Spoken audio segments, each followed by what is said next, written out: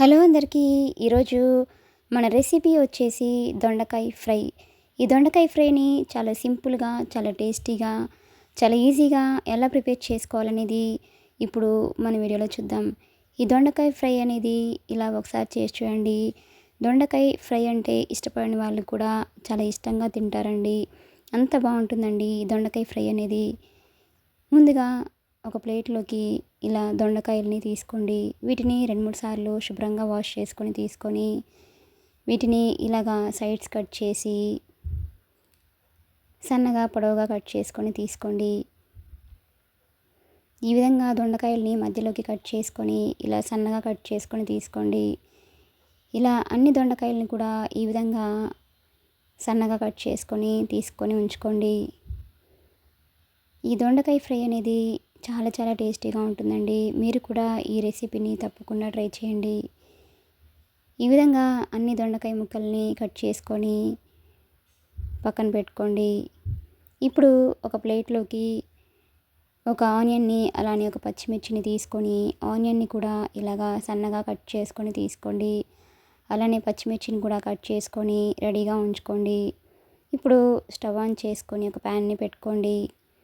దానిలోకి 3 స్పూన్స్ వరకు ఆయిల్ని వేసుకోండి. ఆయిల్ బాగా హీట్ అయిన తర్వాత దీనిలోకి 1/2 టీ స్పూన్ వరకు ఆవాలని వేసుకోండి. అలాగే 1/2 టీ స్పూన్ వరకు జీలకర్ర కూడా వేసుకొని వీటిని లో ఫ్లేమ్లో ఉంచుకొని ఆవాలు అనేవి చిటపటలాడేంత వరకు వీటిని ఫ్రై చేయండి. ఇప్పుడు దీనిలోకి మనం ముందుగా కట్ చేసి ఉంచుకున్న ఆనియన్స్ని కూడా వేసుకోండి.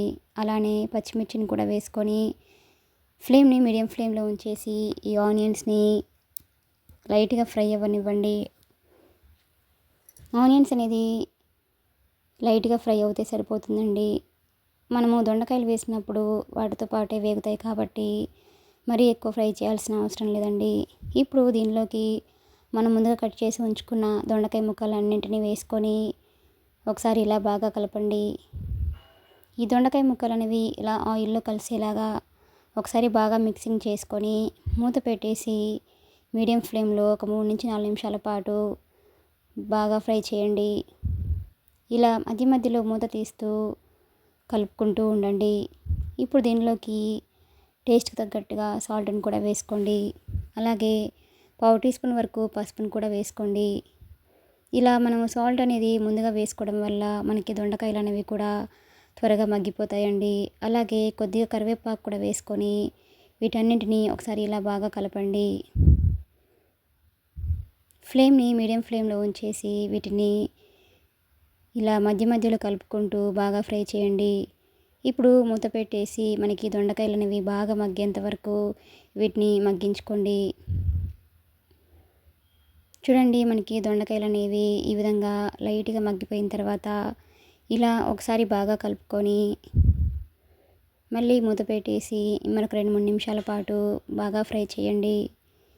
మనకి దొండకాయలు అనేవి ఫ్రై అయ్యేలోగా ఇప్పుడు మరొక వైపు స్టవ్ ఆన్ చేసుకొని ఒక కడాయిని పెట్టుకోండి. దానిలోకి 1 స్పూన్ వరకు పల్లీలు, 1 స్పూన్ శనగపప్పు, 1/2 టీ స్పూన్ జీలకర్ర, 1 స్పూన్ ధనియాలు, 1 స్పూన్ మినపగుండ్లను కూడా వేసుకొని వీటన్నింటినీ లో ఫ్లేమ్లో ఉంచుకొని ఇలా బాగా ఫ్రై చేయండి. ఈ దొండకాయ ఫ్రైలో ఇవన్నీ వేసుకొని పొడి చేసుకోవడం వల్ల మనకి దొండకాయ ఫ్రై అనేది చాలా చాలా టేస్టీగా ఉంటుందండి. ఇలా దూరగా ఫ్రై అయ్యాక వీటిని ఒక మిక్సీ జార్లో వేసుకొని మెత్తటి పౌడర్ లాగా గ్రైండ్ చేసుకొని పక్కన ఉంచుకోండి.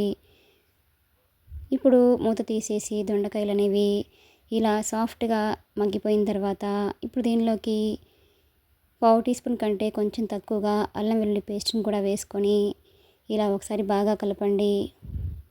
అల్లం పేస్ట్ అనేది మనకి పచ్చివాసన పోయేంత వరకు దీన్ని ఇలాగా బాగా ఫ్రై చేయండి. ఇప్పుడు మూత పెట్టేసి మరొక 2-3 నిమిషాల పాటు బాగా ఫ్రై చేసిన తర్వాత మనకి దొండకాయలు అనేవి ఇలా చక్కగా ఉడికిపోతాయండి.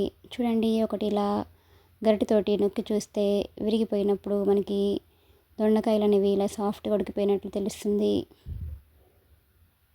ఇలా మనకి దొండకాయలు ఇలా సాఫ్ట్గా ఉడికిపోయిన తర్వాత ఇప్పుడు దీనిలోకి 1.5 టీ స్పూన్ వరకు కారంని కూడా వేసుకోండి. ఆల్రెడీ మనం సాల్ట్ ముందే వేసుకున్నాం కాబట్టి మరి ఇప్పుడు వేయాల్సిన అవసరం లేదండి. అలానే మనం ముందుగా గ్రైండ్ చేసి ఉంచుకున్న పల్లీ పౌడర్ని కూడా దీనిలోకి వేసుకొని వీటన్నింటినీ ఒకసారి బాగా కలపండి. స్పైసీ ఎక్కువగా ఇష్టపడే వాళ్ళైతే కారంని మరికొద్దిగా యాడ్ చేసుకోండి. ఇలా ఇవన్నీ వేసుకున్న తర్వాత ఒకసారి ఇలా బాగా మిక్సింగ్ చేసుకొని ఈ పల్లీ పౌడర్ అనేది దొండకాయ ముక్కలకి పట్టేలాగా ఇలా ఒకసారి బాగా కలుపుకొని ఈ కారం అనేది పచ్చివాసన పోయేంత వరకు లో ఫ్లేమ్లో ఉంచుకొని మూత పెట్టేసి మరొక 2-3 నిమిషాల పాటు ఇలా బాగా మగ్గించండి. చూడండి 2 నిమిషాల తర్వాత మనకి కారం అనేది కూడా ఇలా పచ్చివాసన పోయి ఆయిల్ ఇలా పైకి తేలుతున్నప్పుడు మనకి ఫ్రై అనేది అయిపోయినట్లే అండి. ఇప్పుడు స్టవ్ ఆఫ్ చేసుకొని దీనిని ఒక సర్వింగ్ బౌల్లోకి తీసుకొని సర్వ్ చేసుకుంటే ఎంతో టేస్టీగా ఎంతో ఈజీగా ఉండే దొండకాయ ఫ్రై అనేది మనకి రెడీ అయిపోయినట్లే. ఇలా రెడీ అయిన ఈ దొండకాయ ఫ్రైని వేడివేడి అన్నంలోకి వేసుకొని తింటుంటే ఆ టేస్ట్ అనేది చాలా చాలా బాగుంటుందండి. ఈ రెసిపీ కనుక మీకు కూడా నచ్చినట్లయితే ఒక లైక్ కొట్టండి. Please subscribe my channel, like, share and comment.